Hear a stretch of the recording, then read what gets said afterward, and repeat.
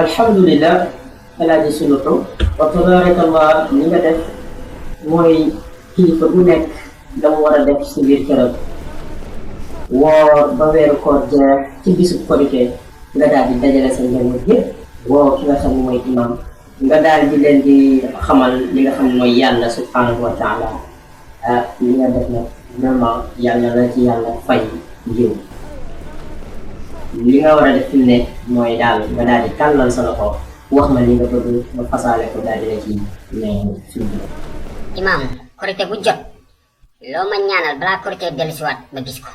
bii pa moom ñaan gi du bari ndax dama bëgg nga ñaanal ma rek ma am ñaareel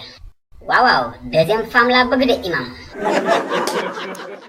nijaay doy na yow yaa ma bett yow li nga may fayee sulu xujaat mais Ndumbe bëggoo ku la wétali ci biir kër gi